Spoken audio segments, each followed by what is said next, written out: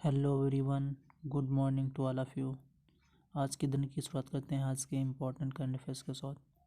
सभी प्रश्न इम्पोर्टेंट हैं, इसलिए हम लोग अंत तक देखेगा। और जो लोग चैनल पर नए हैं वो लोग सब्सक्राइब कर लें और बेल आइकन को प्रेस कर दें, जिससे सबसे पहले वीडियो उन्हीं के पास पहुंचे। और चलते हैं आज के पहले क्वेश्चन पे।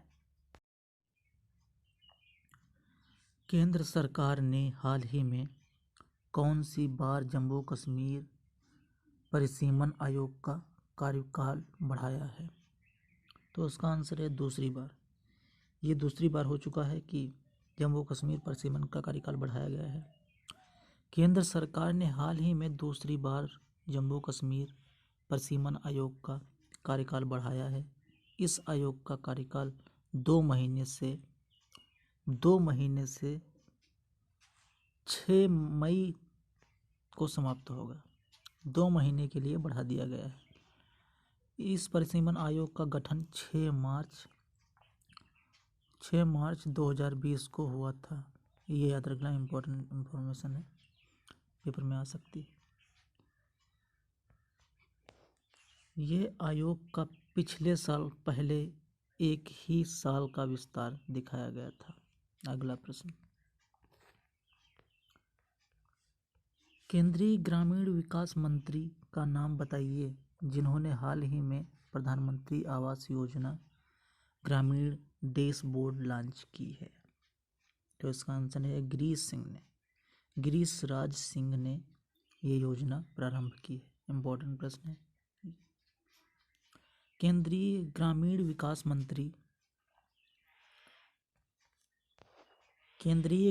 विकास मंत्री श्री गिरिराज सिंह ने हाल ही में प्रधानमंत्री आवास योजना ग्रामीण डैशबोर्ड लॉन्च किया है, जो कि योजना की कड़ी निगरानी में मदद करेगा और इसका उपयोग PMAYG के हितधारकों द्वारा योजना की निगरानी और प्रबंधन के लिए किया जाएगा। अगला प्रश्न,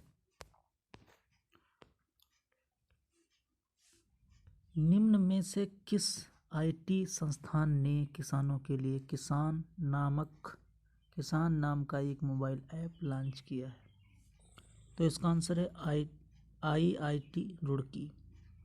IIT रुड़की ने इसको लॉन्च किया है। इम्पोर्टेंट फैक्ट देख लेते हैं। भारतीय प्रौद्योगिकी संस्थान रुड़की ने हाल ही में किसानों के लिए किसान नाम का एक मोबाइल ऐप लॉन्च किया है, जिसके द्वारा किसानों को कृषि मौसम संबंधी परामर्श सेवाएं प्रदान की जाएगी। इस ऐप के जरिए एडवाइजरी बुलेटिन और मौसम पूर्वानुमान केवल उस विशेष ब्लॉक के लिए प्रदर्शित किया जाएगा जिसे किसानों द्वारा चुना गया है। अगला प्रश्न, निम्न में से किस अंतर्राष्ट्रीय खेल की महिला खिलाड़ी तनिष्का कोटिया और उनकी बहन रिद्धिका कोटिया को बेटी बचाओ बेटी पढ़ाओ का ब्रांड एम्बेसडर चुना गया है? तो इसका आंसर है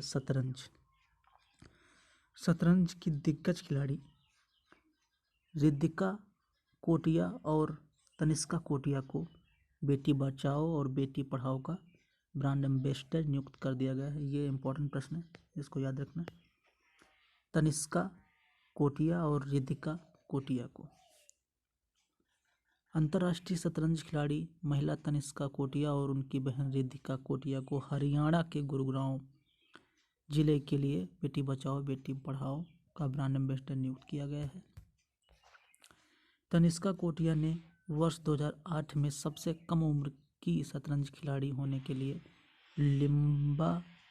लिम्का बुक ऑफ रिकॉर्ड जीता है। अगला प्रश्न,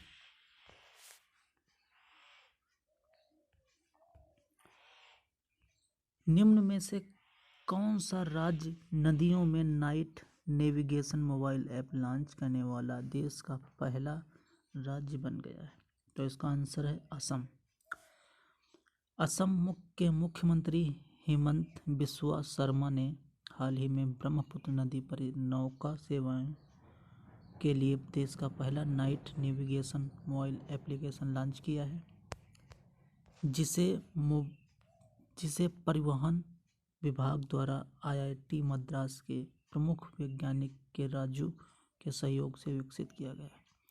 यह नदियों में night navigation mobile app launch करने असम का पहला राज्य बन गया है। अगला प्रश्न,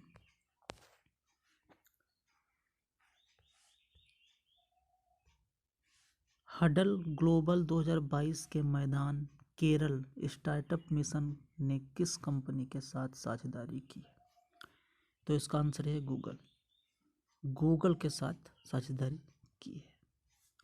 प्रौद्योगिकी प्रमुख कंपनी गूगल के साथ हडल ग्लोबल 2022 के दौरान केरल स्टार्टअप मिशन ने साझेदारी की है, जिसके तहत यह मिशन केरल में स्टार्टअप को एक व्यापक वैश्विक नेटवर्क में शामिल होने में सक्षम करेगा, जो परामर्श एक प्रशिक्षण प्रदान करता है। यह व्यापक नेटवर्क स्थानीय स्टार्टअप गूगल के कार्यक्रम का लाभ उठाने में सक्षम बनाता है। अगला प्रश्न,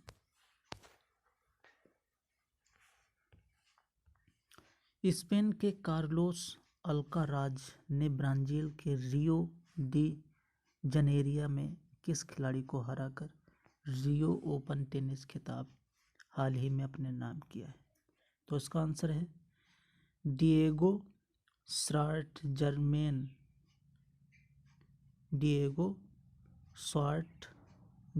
ने इसको अपने नाम किया है। स्पेन के कार्लोस अल्काराज ने ब्राजील के रियो जनेरियो में डिएगो स्वार्टजमैन को हराकर रियो ओपन खिताब जीता है, अपने नाम किया है। इसके साथ ही वे पिछले 2019 में डिवीज़न के गठन के बाद सबसे कम उम्र की ATP में 500 चैंपियन बन गए। पिछले वर्ष उमंग में सफलता के बाद किशोर के करियर का ये दूसरा 2 स्तरीय खिताब है। अगला प्रश्न,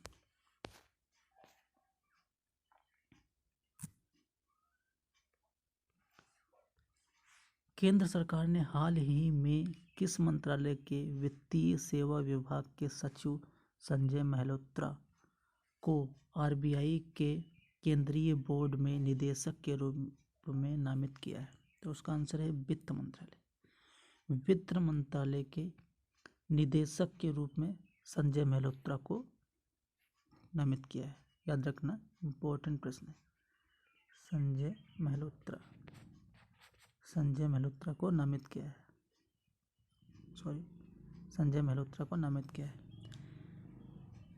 वित्त मंत्रालय के वित्तीय सेवा विभाग के सचिव संजय मल्होत्रा को हाल ही में केंद्र सरकार ने RBI के केंद्रीय बोर्ड के निदेशक के रूप में नामित किया है। वे राजस्थान कैडर के 1990 बैच में IAS अधिकारी रहे। वे इससे पहले RIC लिमिटेड के अध्यक्ष और प्रबंधक निदेशक थे। अगला प्रश्न,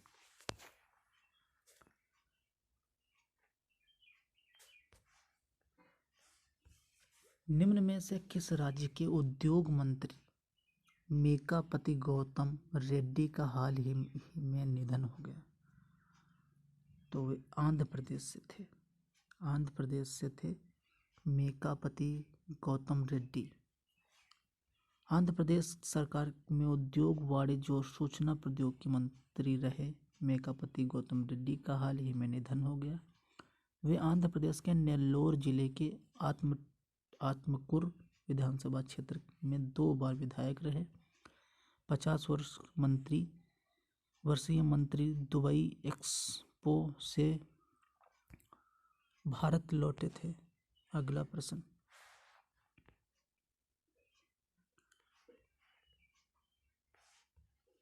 इनमें से कितने वर्षों के लिए N राघवन को इंटरनेशनल रबर स्टडी ग्रुप का नया अध्यक्ष चुना गया है?